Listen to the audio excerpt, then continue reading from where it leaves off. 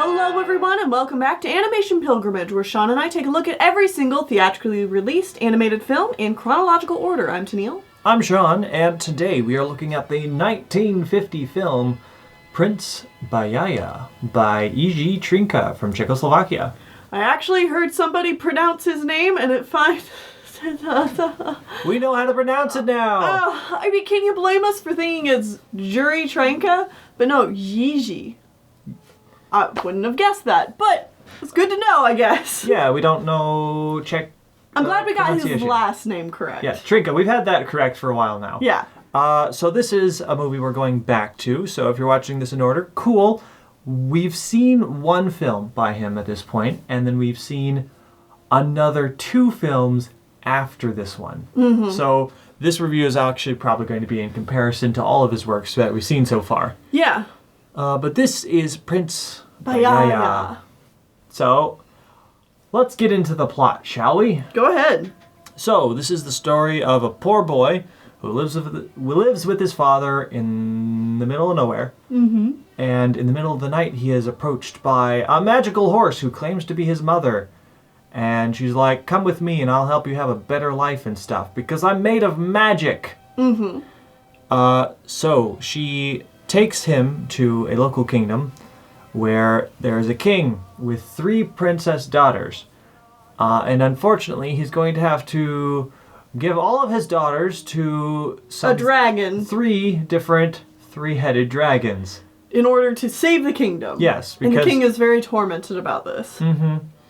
So the boy is given a lute that is magical and makes him sing and sound beautiful and amazing and awesome. And he's able to get into the castle and befriends all 3 princesses.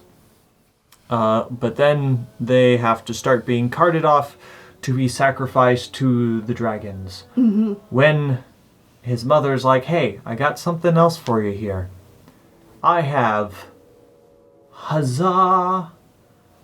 this awesome magical armor and awesome sword. Mm-hmm. Ride me into battle and we shall defeat the dragons. And so he does so, and he chops off all the heads, and the first princess is saved. And then he does it again for the second one, which the dragon now has 6 heads. Alright. And the second princess is saved. And he does it a 3rd time, and the dragon has 9 heads, and he almost dies, but he does it in the end. Uh-huh. And the last princess in particular is very fond. Very smitten. Very smitten with the knight. Her. Which she doesn't know who it is. Mm-hmm.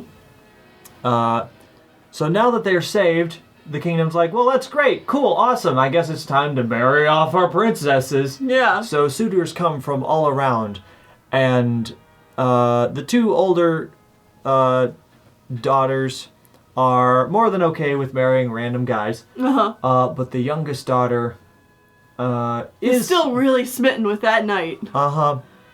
And they do this weird process where they throw apples without looking, and whoever picks up the apple is their betrothed, I guess. Yeah. Or it's some way of randomly choosing who the husband's going to be.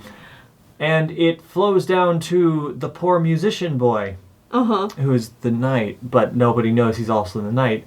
And the girl's like, no, I want the knight. So she runs away. Mm-hmm. She's very depressed, very sorrow. I want my... Much sad. Wow. So, that doesn't go well. They decide to hold a tournament, and I don't know if this tournament's to decide who's going to marry the 3rd daughter, or if it's just a tournament for funsies. It's difficult to say. So they do the tournament, and Mystery Knight shows up, and he... Right at the last second. Last second, shows up, beats the undefeated champion, and he's like, hey...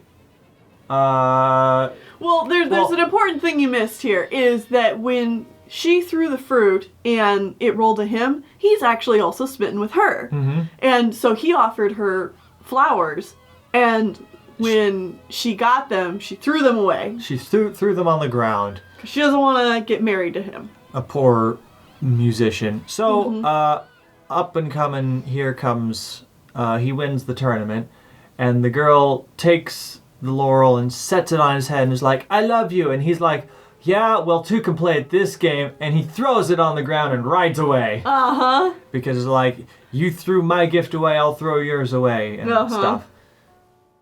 And then... There's a banquet. There's a big banquet that's, like, for the marriage of everybody. Uh-huh. And then at this banquet, the daughter realizes that the lute-playing dude and the knight are the same person. Mm-hmm. So they're like, oh, well, this was silly. This is the right proper love triangle we got going on. But it's all the same person. Anyways. Yeah, but they don't know, so it still makes it a love triangle. But no, she does figure it out. Right. Mm-hmm. She figures it out now, but before that point, it was a love triangle. Okay, that's fair. Anyways, the poor boy, who's the knight, he's like, you know, this Prince Bajaja. Prince Bajaja. Yeah. His mom, the magic horse, is like, you know, I've given all these amazing and great things. The only way that this can be made right is by you killing me. Yeah, she's like, I'm so sorrowful. The only way that I've done too much good. I must die now, or something. And yeah. she's like, what? So he does it, and I guess all of the magic chops off her head with the sword. Mm-hmm. And then the sword breaks, and the lute doesn't play music anymore, and the spell is broken. I guess. I don't know. I'm very confused by all of this plot point. But he goes back, and the girl's like, you know what? I don't care about all your special doodads and stuff. I love you for who you are. So they elope. They run away. Go back to the boy's poor dad out in the middle of nowhere, and they live happily ever after as not prince and princess. Yeah. Okay, so story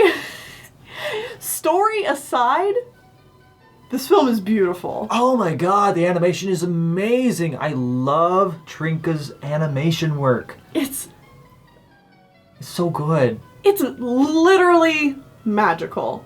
It feels so realistic and like it's just enrapturing to look at. It blows my mind. It's just so...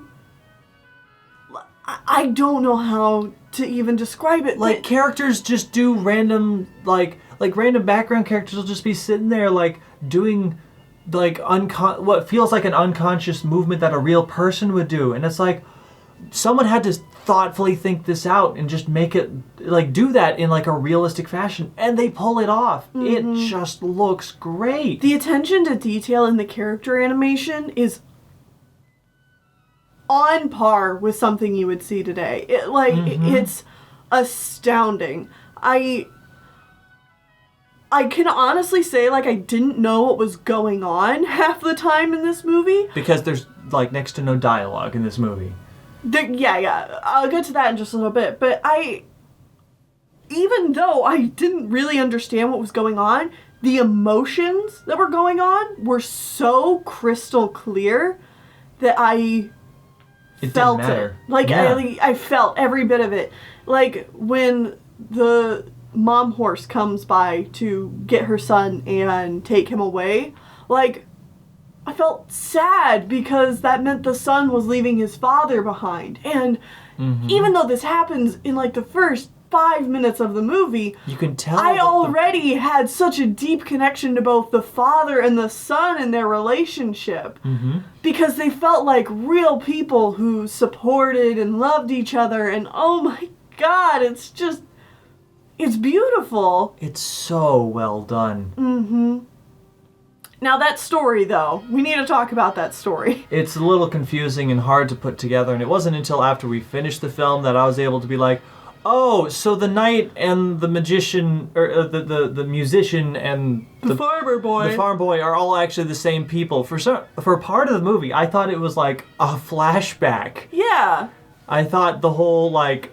Well, the musician was a flashback thing. I think the trouble is that when Mom Horse comes in, she's like, I have to pay for the sins of my past, so I'm a horse now. And then like, we transition to what's going on with the kingdom, which seems entirely unrelated. So I felt like our only assumption to make there was that it was trying to tell us, like, oh, this is her story. This is her story. We're going to just see these sins that she talked about. But then as the story kept going on, it's like, all right, this is all the same characters. Yeah. I still don't... like, the transitions in the storytelling to let you know... there's very little, like, establishing shots. We don't see the boy putting on the different costumes, which is why it's difficult to immediately know this is supposed to be the same character, just in disguise now. Yeah. And I definitely think you're supposed to know that. Yeah, it's not, I don't think it's supposed to be a mystery. We just did not see that. Yeah. Another thing that probably doesn't help is the very limited amount of dialogue that's in this film. Basically, the only thing that's spoken is either by Mom Horse, who's surprisingly the only character in this movie that talks, or through song. Yeah. Like a kind of narration song. There's like a narration song at the beginning of each chapter or act of the movie. Where they tell you briefly, like a little ditty about what's about to happen. Yeah. Like, now we're doing the marriage thing, we're doing the marriage thing. This doesn't sound anything like the songs that were sung in the movie. No. Speaking of the little chapter things that come at the beginning, oh my god, when that first showed up, it's like this beautiful storybook picture that's got like a word that summarizes what this act is going to be about. Like opening. Yeah. Or and then something. You're like looking at the picture and then it moves. Yeah. And it's the puppets and they're moving around and they're doing like this little thing. It's, oh my gosh, it's so good. It's adorable. I love it. I would, again, this is comparing it to his past and future films, but the animation in this is absolutely better than The Emperor's Nightingale. And it's not quite as good as it gets in Old Czech Legends, which is his next film that we're going to be seeing. But it is still exquisite in this film. Please, if you're an animator, like, I think Trnka's work is perfect to study for character animation in terms of body language. Yeah, because his films never talk. The puppets' expressions, like, they have one face. They have one face. One face, and yet they convey all the emotions of a living, breathing human being. With one face. It's insane. He's so good at visual storytelling. It's amazing. And this is something that we just don't get in, like, any of the other films we've been watching. Yeah. Like, I'm gonna just put that out there. Not even Disney can do it to this level. Well, I think it's on par with some of the stuff Disney can do. It's just, Disney also uses facial expressions. It's on par. That's the thing, is it's on par with what Disney can do, but this is all mostly made by Trnka. Yeah, this is one guy. It's not so much a team. It's Trnka and a very small team putting these movies together. Right, where he is very much like the creative hand in every single process, whereas a Disney film is like this huge budget thing made by hundreds of artists, all working together, and like both of those are valuable, but the fact that this is just so new and fresh and just like Disney is commercial art, and like Jiri Trnka is like high art. I just, they're both valuable for different reasons. Oh man! But like, man, treat yourself to watching Trnka's films because they are so good. I wish that a remastered collection of his stuff would be released to the public. Oh, that would be amazing. Because more people need to see these. They are just beautiful. And I'm happy to say that the next film we're going to be watching is another one of his. Yes, the next catch-up film is another Jiri Trnka film. I'm so excited. Also, I'm going to say this right now. When we started this project of Animation Pilgrimage, we mentioned that it's like, who knows, maybe we'll find some really cool films we've never seen before. This is what we're looking for. This is the kind of thing we're looking for. This is something we would never go out of our way to see if we weren't doing this project. Yeah. And this is not even like just one of his films. I mean, I didn't know who Jiri Trnka was, but I am so glad I do now. Because now he's like one of my favorite directors of all time. Yes! Yes, he's amazing! I want to go, like, I personally want to go and watch all of his work, even the stuff that isn't full-length films. That's how good this is. Yeah. This is what I want this project to do, and it is doing it in spades with Jiri Trnka. Yeah. Or Jiri Trnka specifically. Yeah. Oh my god. Go watch his stuff. Yes. It's so good. A++. Yeah. God, I wish this was we had found this in order.